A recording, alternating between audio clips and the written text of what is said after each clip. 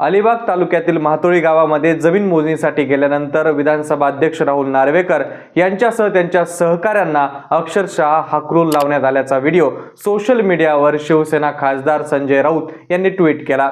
खरं तर नुकत्याच पार पडलेल्या महानगरपालिका निवडणुकीमध्ये विधानसभा अध्यक्ष राहुल नार्वेकर यांचा विरोधी उमेदवाराला उमेदवारी अर्ज मागे घेण्यासाठी धमकवणारा व्हिडिओ व्हायरल झाला होता। तसेच माजी खासदारांची सुरक्षा तडकाफडकी काढण्याचे आदेश मुंबई पोलिसांना देताना सुद्धा दिसून आले होते। हा व्हिडिओ सोशल मीडियावर व्हायरल झाला होता आणि त्यानंतर हे सगळे प्रकरण ताजे असतानाच पुन्हा एकदा राहुल नार्वेकर हे वादात सापडणार का अशी चर्चा रंगली आहे। अलिबाग तालुक्यातील म्हातोळी गावामध्ये जमीन मोजण्यासाठी गेल्यानंतर राहुल नार्वेकर यांच्यासह त्यांच्या सहकाऱ्यांना हाकलून लावण्यात आल्याचा व्हिडिओ सोशल मीडियावर संजय राऊत यांनी ट्विट केला आणि त्यानंतर संपूर्ण महाराष्ट्रामध्ये खळबळ माजली। या व्हिडिओमध्ये एक महिला आणि एक पुरुष विधानसभा अध्यक्ष राहुल नार्वेकर यांच्यासोबत असणाऱ्या सहकार्याला मारहाण करत आहे आणि मोठमोठ्याने त्यांच्यासोबत हुज्जत घालताना दिसतंय। याच ठिकाणाहून राहुल नार्वेकर यांनी मात्र पळ काढताना त्या व्हिडिओमध्ये आपल्याला दिसतंय। परंतु संजय राऊत यांनी अनेक सवाल या निमित्ताने उपस्थित केले आहेत। व्हिडिओत एक महिला एका सहकार्याला मारताना दिसत आहे, पण या अगोदर शूट करण्याच्या अगोदर या माऊलीने कोणाकोणाच्या कानाखाली मारली असा प्रश्न उपस्थित करत विधानसभा अध्यक्ष राहुल नार्वेकर यांना देखील मारहाण झाली होती का असाच प्रश्न त्यांनी उपस्थित केलाय। नेमकं हे प्रकरण काय आहे हे सगळं आजच्या व्हिडिओच्या माध्यमातून आपण पाहणार आहोत। विधानसभा अध्यक्ष राहुल नार्वेकर हे शुक्रवारी रायगड जिल्ह्यातील अलिबाग तालुक्यातील म्हातोळी या गावामध्ये गेले होते।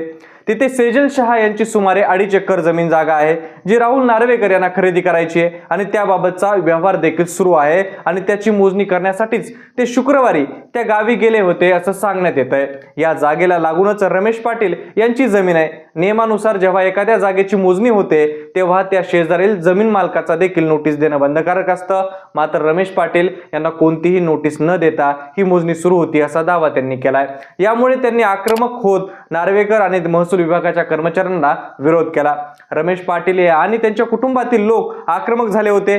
त्यांनी जाब विचारत राहुल नार्वेकर यांना देखील घेरलं। संतापलेल्या पाटील कुटुंबियांनी एका व्यक्तीला कानशिलात मारली आणि वाद सुरू झाल्यानंतर इतका तो चिघळला की त्यानंतर राहुल नार्वेकर इथून त्यांनी पळ काढायचा प्रयत्न केला।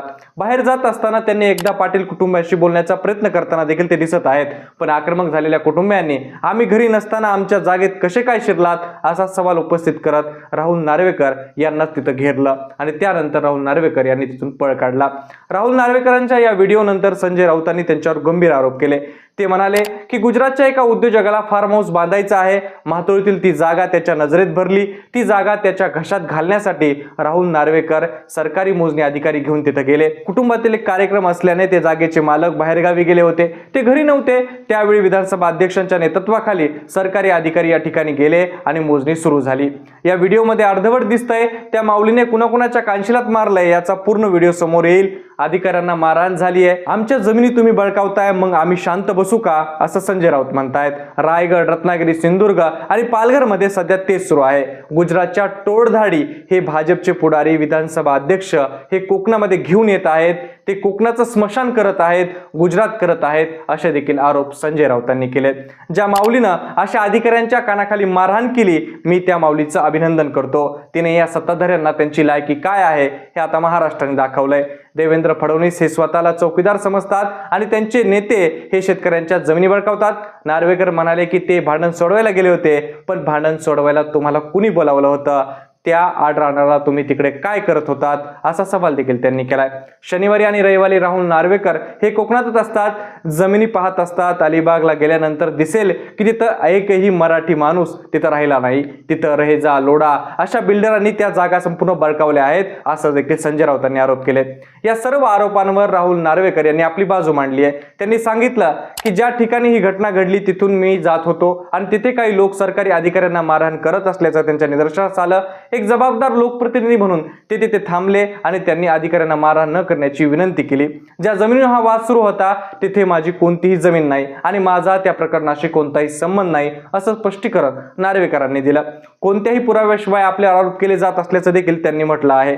दुसरीकडे ज्या रमेश पाटील यांच्याशी हा वाद झाला त्यांनी देखील नार्वेकर यांचा या जमिनीशी काही संबंध नसल्याचं म्हटलंय, ज्यामुळे हे प्रकरण आता अधिकच गुंतागुंतीचं बनून गेलंय।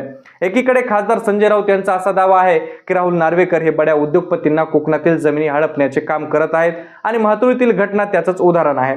राऊतांच्या मते ज्या माऊलीनं दिलेली ही चपराक होती ती सत्ताधाऱ्यांच्या अरेरावीला असलेलं उत्तर आहे। मात्र दुसरीकडे विधानसभा अध्यक्ष राहुल नार्वेकर यांनी हे सर्व आरोप फेटाळून लावले आहेत। ती जमीन माझी नाही, मी फक्त वाद सोडवण्यासाठी तिथं थांबलो होतो, अशी भूमिका त्यांनी मांडली आहे। विशेष म्हणजे ज्या जमिनी मालकाशी हा वाद आहे त्यांनी देखील नार्वेकरांचा या जमिनीशी संबंध असल्याचं म्हटलंय। पण प्रश्न उपस्थित होतो, जर राहुल नार्वेकरांचा त्या जमिनीशी संबंध नव्हता तर ते नेमकं त्याच वेळी तिथे कसे पोहोचले? सरकारी मोजणी अधिकाऱ्यांना नोटीस न देता त्यांनी मोजणी करण्याचा अधिकार त्यांना कोणी दिला? आणि संजय राऊत म्हणतात तसा या प्रकरणाचा एखादा मोठा व्हिडिओ भविष्यात समोर येईल का? आणि त्या व्हिडिओमध्ये राहुल नार्वेकर यांना देखील मारहाण झाली होती का? अशा अनेक प्रश्न त्यांनी उपस्थित केलेत। या प्रकरणाने कोकणातील जमिनीचा व्यवहाराचा आणि राजकारण्यांचा त्यामध्ये असलेल्या हस्तक्षेपाचा मुद्दा पुन्हा एकदा ऐरणीवर आलाय। पण तुम्हाला या प्रकरणाबद्दल काय वाटतं? राहुल नार्वेकर हे खरंच वाद सोडवायला गेले होते का आणि त्यांना तिथं मारहाण झाली असेल का? याबद्दल तुम्हाला काय वाटतं ते कमेंट करून नक्की सांगा आणि अशाच व्हिडिओसाठी आपल्या जाणता महाराष्ट्र YouTube चॅनल नक्की सबस्क्राईब करा। धन्यवाद।